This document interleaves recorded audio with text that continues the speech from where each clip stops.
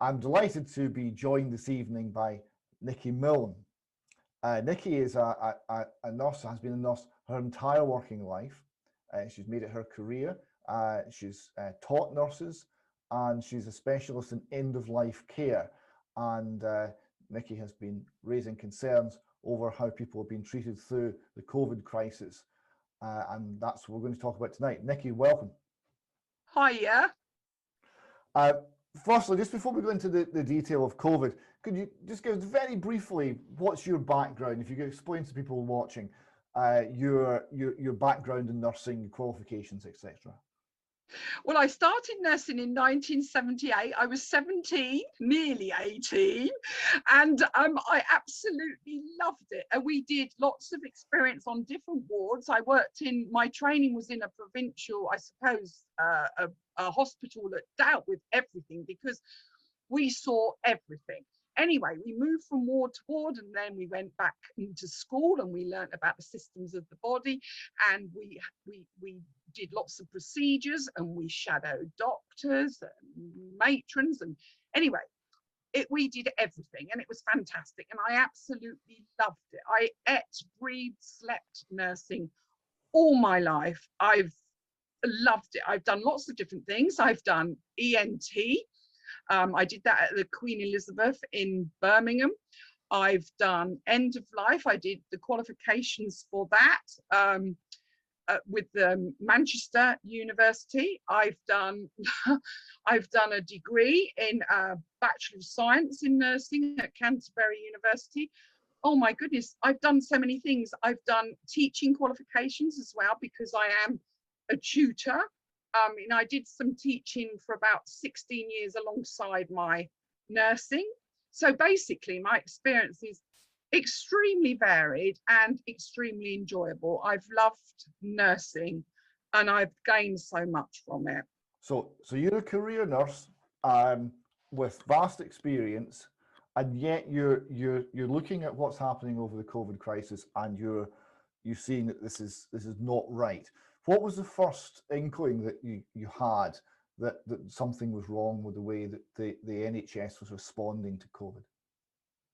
I didn't, when I went back in as a bank nurse, bearing in mind I've been self-employed for about 4 years, it was extremely hard for me because ethically many things didn't sit right with me. So for instance, end of life, and I still cannot move forward from this. How can someone be left to die holding the hands of a nurse who's basically a complete stranger?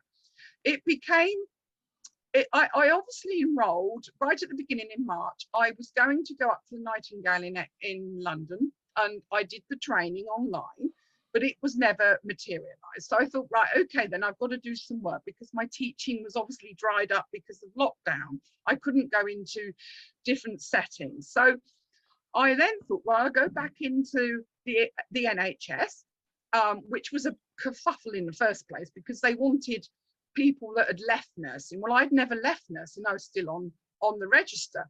Anyway, the long and short of it is I went round in circles. I emailed loads of people emailed me from different departments. Anyway, so I went and did some end of life because that was what I loved doing, because it was a real privilege to look after people towards the end. And they had, all of them up to this point, had their end of life care plans in place. So for instance, they'd have little things like what music they wanted, what they would like to wear, who would they like with them, things like even a blanket. Like I had one man who wanted his cuddly blanket with him, and they wouldn't let him have it because of the risk of COVID. Well, anyway, there was many things, but the one that I still find, I feel I can see his face, which sounds a little bit, you're over a year on now. And this is before COVID testing. This was before we had perhaps even all the PPE. So there was a lot, it was very early stages. Of course, March and April, we didn't really know, I didn't know what we were up against. I was prepared to be overrun with patients that needed help. So the end of lives I was looking after were not COVID. They were sepsis, COPD, heart failure. But the man that sticks in my mind was a 40-year-old who had 2 young children. I was holding the iPad for him while he said goodbye to his wife. Now, I'm sorry, but this is a loss of humanity on a scale that I cannot deal with. Now, so his end of life plan was completely disregarded because of the risk of COVID. Now, no one asked, no choice was involved here. This man wanted his wife and children with him. Now, I'm sorry, but okay, so they might have caught COVID. Now, I've never denied COVID. I've always been highly sympathetic for anyone who's had it, right? But we mustn't forget that people were dying of other conditions. People were still dying like they always have done. They're human. They have choices. They have will. So all the things we were taught about giving people choice, dignity, compassion, all the things that I had treasured as a nurse had gone out of the window. So this man had a 12-year-old daughter and a 14-year-old son. And their last memories of their dad are lying there in a bed with me holding his hand. Now, I'm sorry, but what about, okay, he died at the end of my 3rd long day with him. But what about his wife and his children? What about their memories that they have to live with that for the rest of their lives? Now, that was number one. That was my first, I still struggle with this, right? I had a man who has COPD. He was a little bit older, he was 65. He wanted his wife with him. He couldn't even have his cuddly blanket with him, which was cited on his end of life care plan. And how was the blanket at risk from COVID? Because apparently it could be brought in. It was an infection control risk. Yeah, this is what I was told. Now, bearing in mind, look, I'm not decrying younger nurses, but I was probably one of the older nurses working. I mean, there's still quite a lot of older nurses, but I think they're leaving in droves, and I can't blame them, quite frankly. Anyway, I had one particular incident again when we were wearing masks. And this was a dementia ward as well. This was a COVID ward, but bearing in mind, in April and May last year, there wasn't any COVIDs where I was working. I'm not saying elsewhere in the country, of course I'm not, right? But this lady was dementia. She was a dementia lady, and she pulled my mask down, stroked my face, and I was ridiculed and humiliated by the ward sister in front of the staff and the other patients because I'd also breached infection control. Now, that lady was struggling to communicate with me. She needed to see me. And this was a lady who'd asked me how many tablets it would take to end her life. And I had tried to raise this with safeguarding via the ward sister, and the ward sister was not interested. She said, they're not at work. What do you expect me to do about it? Now, this is probably a 30-year-old ward sister talking to someone who's 60, who's had a lifetime of caring for people. I was devastated. I've never been back. This is my problem. I mean, I've had trolls. I've had someone say to me that I'm an actor. Yeah. I've had someone say, just get out of nursing and don't discredit the profession. I'm not discrediting the profession. I'm not running anyone down.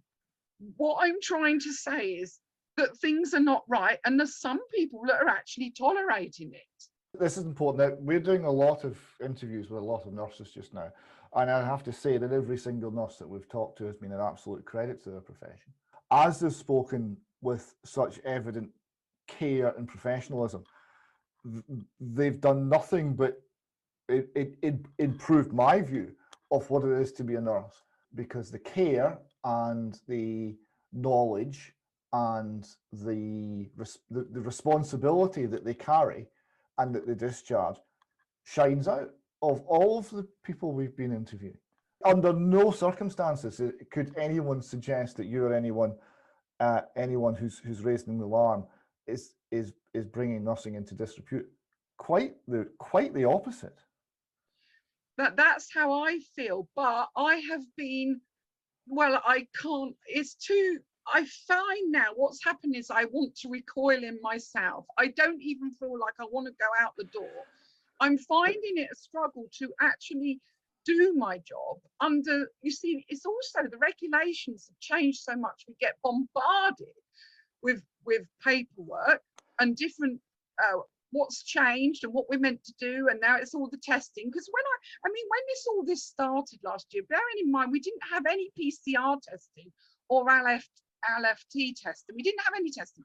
Now I had, in the first week that I went back into nursing, I had 4 people put down as COVID that quite frankly weren't even respiratory. I'm really interested in this culture change that you're reporting there, that the humanity seems to be being sucked out of the profession, that rules become so overwhelming and must be followed without being moderated by professional judgment. You follow the rules are absolute. The rules cause suffering, you follow the rules. Is that what we're talking about? But I can't do that. Right, okay, I did it for a little while, but to be honest, the toll on my mental health was so profound that by the end of last year, I didn't see that life was worth living. And I'm not like that, and I'm not asking for any sympathy. I've never been like that. But I felt that everything that I had valued all of my life, I felt was a sham. All of my career, I felt had been a waste of time, because when it came to it, the things that I valued had been lost. It was as though they had been completely disregarded. And also things like double standards. I mean, going to work in your scrubs, so you'd have somebody at work on the door who was telling you to make sure you gel your hands, and you can't go back to your car unless you gel your hands. But I had my scrubs on, I had nowhere to change. So hang on a minute, we're dealing with the deadliest virus known to man. And I'm in my scrubs that I've worn all day, but I can't take COVID back to my car because I've got to gel my hands so many times. They're red raw, even though I wash my hands all the time anyway, because I always have as a nurse. So what I mean is, there were lots of things that just didn't add up. The fact that there were masks discarded in the hospital grounds, there was nowhere to put the masks. The fact that other wards were closed down, there were wards named as COVID wards, and I'm still thinking, well, hang on a minute, was this for part of the fear factor? I don't know, because look, I'm lucky. I admit I'm lucky. I did not look after a COVID person. However, I was tested for antibodies, and I have extremely high antibodies. So the occupational health nurse was saying, well, you've had COVID. And I said, well, I can't have done. I wasn't ill. I'm sorry, but you're telling me while I was working with end of life, I had COVID. So could I have passed that on to my patients? So I was in turmoil thinking, oh my goodness, what have I done? You said that at the outset, when you went back into nursing, you were expecting, with all the hype, understandable, you were expecting that you'd be overrun. Right? Yes. You're expecting that you'd be inundated with COVID patients. Did you see did you see that anywhere in the hospitals you were in? No, I didn't. But I know, I mean, look, I've got colleagues. I'm not sure who's telling me. I don't. I've got colleagues who tell me different things. Okay, so I'm not saying that where I live in the West Country, people say we've got a low infection rate. Now the thing is, we've also got extreme high amount of visitors. We have last summer, when the lockdown was released, we were inundated with visitors, and we didn't see any more after that. What I'm saying is, I don't know. Look, I'm not here to say that COVID's how big COVID problem was down in the West Country. All I'm saying was the impact it had on all the other services. The fact is that how could it, those people say, well, it's only a year of your life, but many people died in that year without their families by their side. Now, okay, nowadays, now we're in March, a year later, we're in April, we apparently places will let 1 or 2 people in for an end of life, okay? But don't forget, when lockdown lifted last year in the summer, I went back into my places, care homes, etc., to finish off some of my students and to keep up to date with their assessments. And lots of residents that I already knew, particularly in care homes, bearing in mind I'd visited them and I was part of their group, their social group as it were, we'd have a little chat and they'd be like, Nicky, oh, it's fantastic to see you. And then we go on to the, oh, it's been awful. I feel like I've been in a prison. This is not life. I want to live until I die. This is people that were fit, quite fit and healthy, that were living in care homes, that were still mobile. They said, no one's asked us, where's our choice? I want to see my family. If I die tomorrow, look, I'm 96. If I die tomorrow, at least I've been with my family. Well, then they had these pods built. They had places in the garden so they could sit outside in the garden. Several people said to me, I feel like an outcast. I feel like if I was a prisoner, I would get treated better than this. And so it wasn't just the hospital setting. The thing is that I had a variety of settings, because during that time in the summer, I can't even remember when it was now, I think it was July sometime, when I went back into care homes, then I was getting another side of things. Okay, it wasn't the acute side, but it was the side where they were residents in these care homes and they'd been deprived of their families, perhaps through a window or a Zoom call or a WhatsApp or whatever. But bearing in mind that generation were not tech. They still wanted the contact. They wanted a cuddle. They wanted to see their grandchildren or their great-grandchildren. I had one lady who hadn't seen her great-grandson. She was crying her eyes out to me because she hadn't seen her great-grandson. I mean, to me, I might have got it wrong. You know, perhaps I've been analysing myself. And I've been going over and over things, thinking, well, hang on a minute. If I'm seeing this as wrong, what about all the other nurses? This is the next thing I want to discuss with you, right? Because I see exactly what you're saying, right? It seems entirely logical and rational to me that you do not, under any circumstances, treat people like prisoners because they're in hospital or because they're old or because they're frail. That seems to be a principle. Now, you've expressed this beautifully, but what sort of reaction did you get when you were expressing this to your colleagues, to your managers? What sort of response was there? Well, I would say that was I found that very hard, because a lot of people were very dismissive of me, because don't forget I was a bank as well. So it's very difficult if you don't belong to the staff as such. And they look at you as a little bit of a hindrance anyway, because you're like, I've got to explain things to her or whatever. But I think I did really well in the circumstances. But for instance, when I said about the smile, because the smile is universal. I don't care what anyone says. Most of our communication is actually by body language. Yes, a small amount is actually speaking. So I was saying to other nurses, particularly younger nurses, and it looks like I haven't got it in. Obviously, their training was different to ours. I understand that. But I would say, well, it's very difficult for Ethel or Doris. They can't really see what I'm. Oh, well, you can smile with your eyes. Well, I'm sorry, but I don't agree with that. You see, every time I said something, it was as though they were defensive. And like, I'm the one who's had the abuse. I'm the one who's had the abuse because I haven't had the vaccine. You know, I'm the only staff member at the moment where I am who hasn't had the vaccine. So I'm now getting mutterings about I'm unsafe to work with, because well, sorry, but where did all this go wrong? Because never in history, when I've been a nurse, if I had to prove my vaccine status only for hepatitis B, yes. But I remember in the early 80s, I remember all this thing about AIDS and HIV. It was terrifying. We were terrified we were going to get HIV.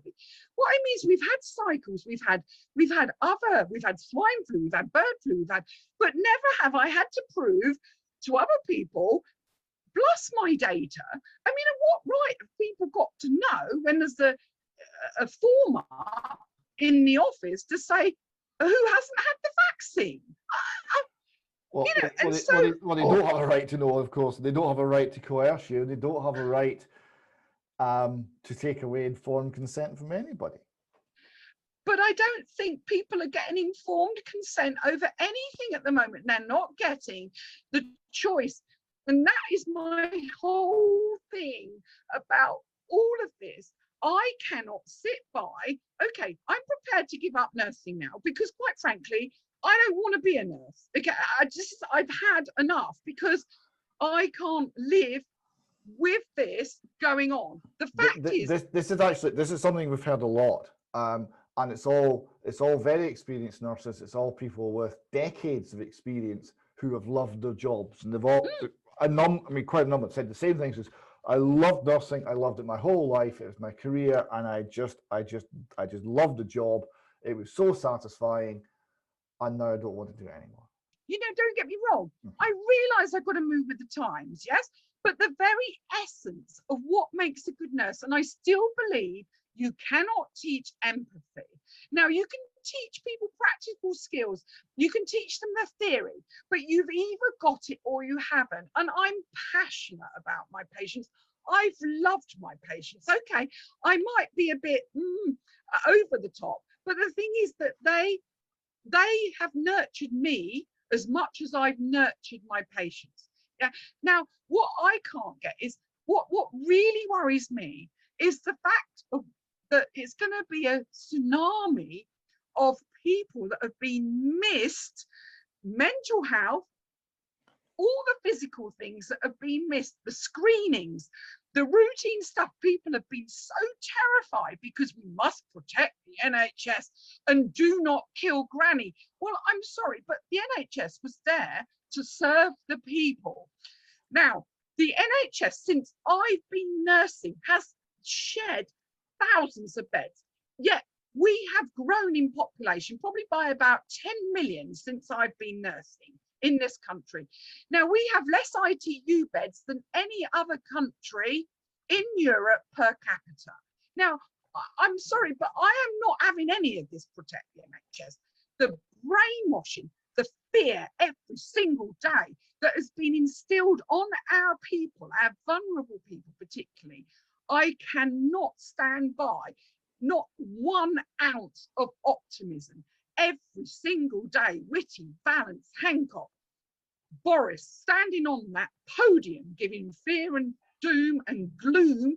There is no positive messages. Now, even in the war, the Second World War, and people told me this, you know, some of the nearly 100-year-olds remember Churchill's speeches. You know, they fought for their freedom. And it seems to me that everything's gone to pieces. You see, then I've been looking at myself thinking, well, hang on a minute, but I am in care. I've been in care. People have sat at home in furloughed. People have sat, they are not seeing what I have seen. And I will not rest because I am acting for my patients.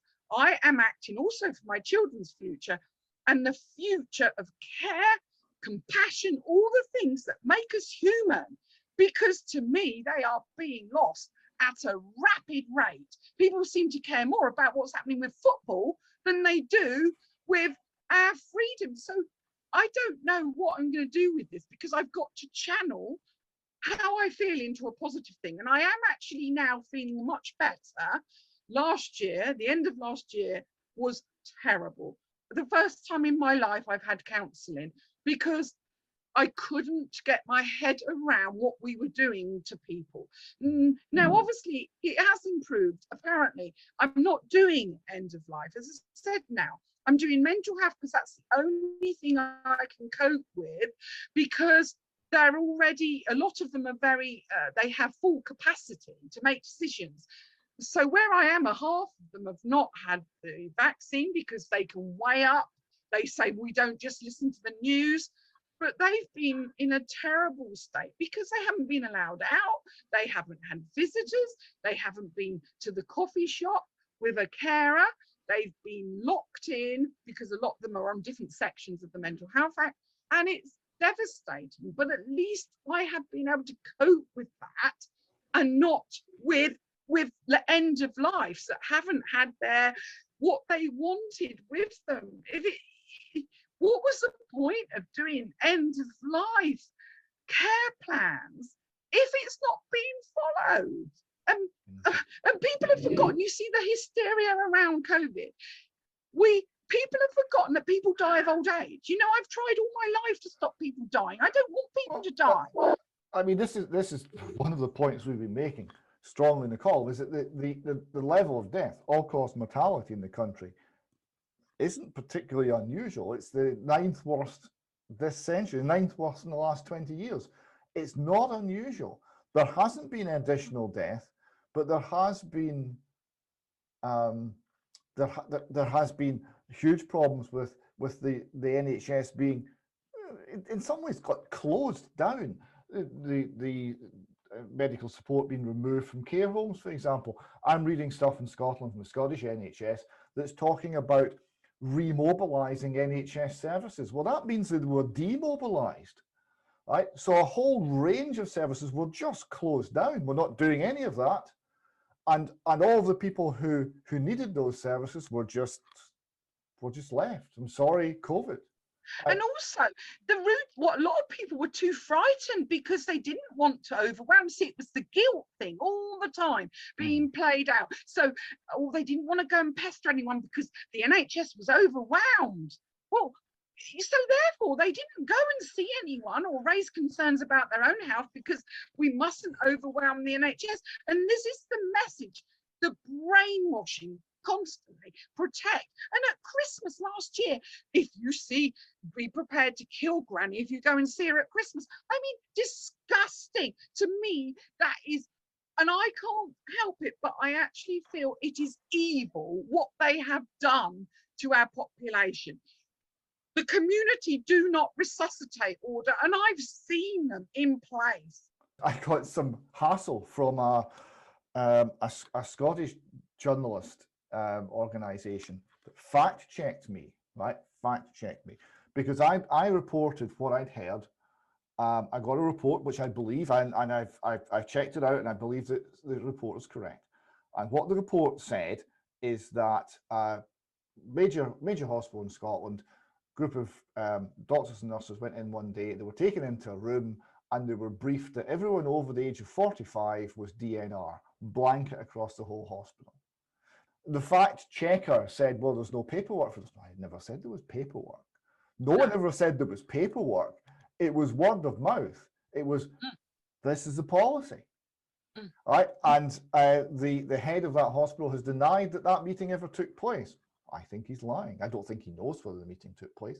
But I've had now other nurses come and say the ages vary. Sometimes it's 60, sometimes it's 65. But they were also told blanket DNR. One nurse who was getting update training in CPR techniques for COVID, right? Because we're going to change how we're doing CPR. Oh, yes. Because we're now going to cover the airway, which... Oh. That's the little, I'm an engineer, so I'm on a site, and it's relatively dangerous. The one thing I have had is CPR training, and I'm looking at what they're doing, and I'm thinking, this is insane. Yes. But she was told during her CPR retraining for COVID that anyone over 65, no CPR for you, dear. You're DNR. I don't care how healthy you are. I don't care what's happened to you. No CPR. That was the policy. That was what she was told. because I was banged, I was just looking, I didn't know the internal politics. I wasn't involved in meetings and things like that. So I only saw what I was faced with. I only saw my patient lying there deprived of the very things that were important to them. And I will never, it doesn't matter what you believe politics wise, I will never forgive this government for what they have done to the population. Now, it's not only the job losses, it's not only the health issues, it's the mental health, even people that are strong. It's our youngsters, it's the mask wearing, it's the constant intimidation, the fact that you have to be so brave and you have to be so courageous to actually speak out, because the hate never in my life, I mean, look, not everyone's going to like you. Of course they're not.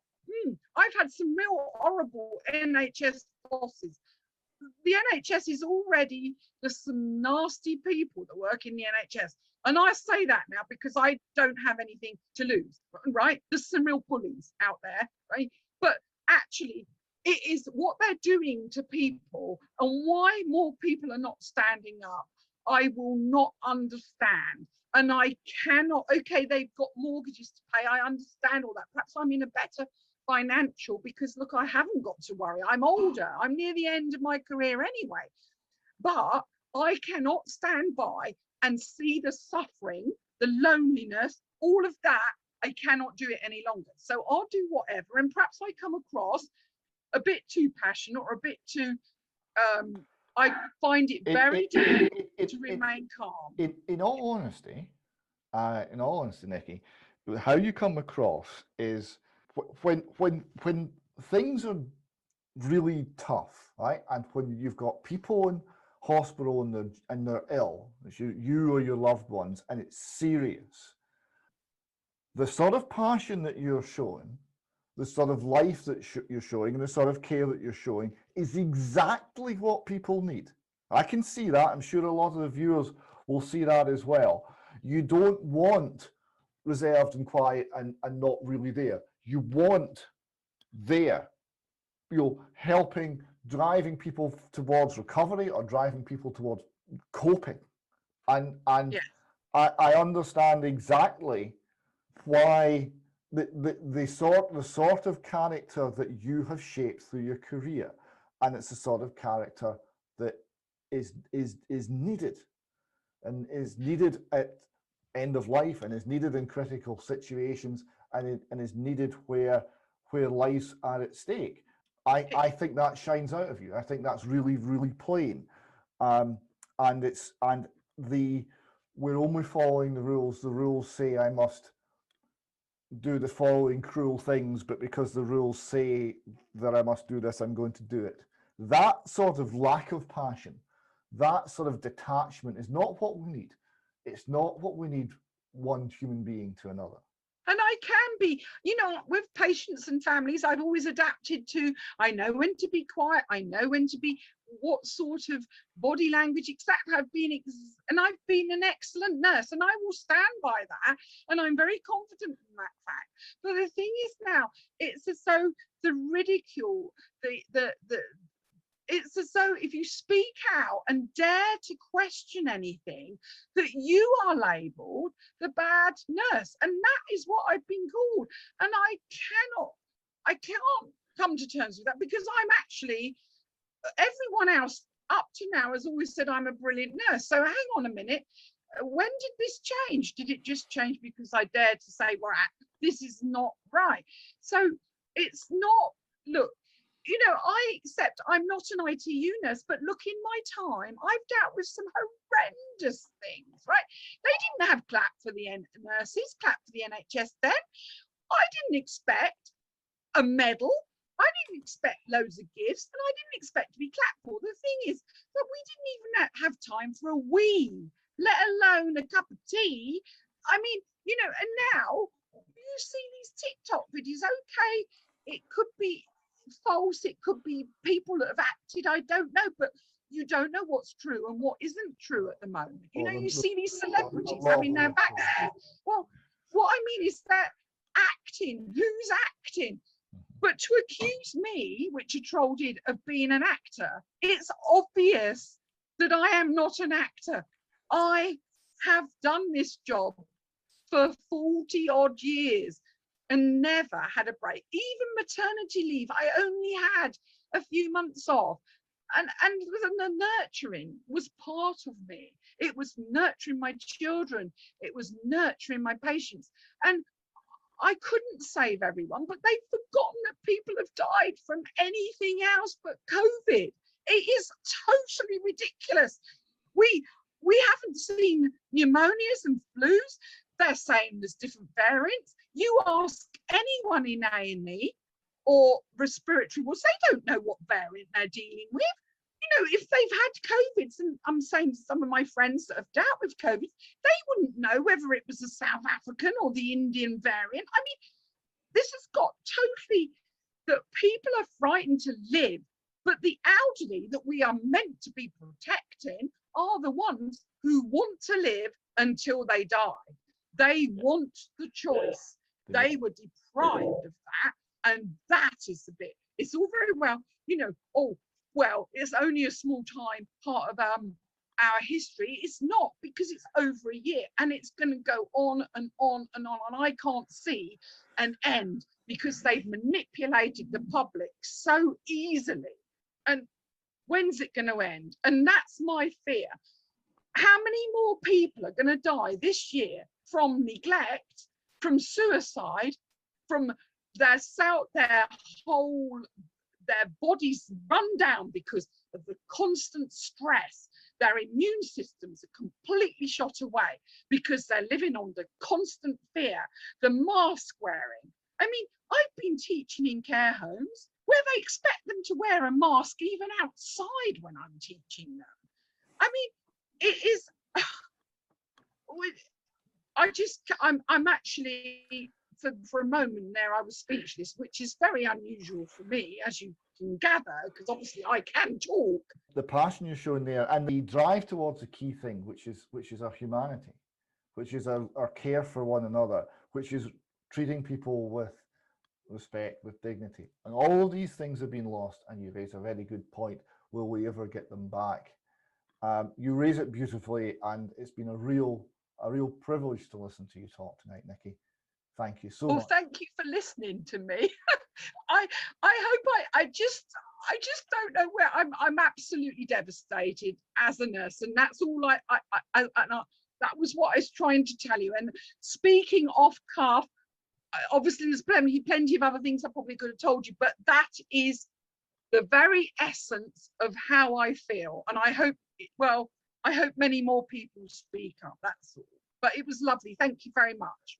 They are speaking up. Thank you for speaking tonight. It's been a real pleasure. Nicky, for just now, thanks very much. Bye-bye. Bye-bye then. Thank you.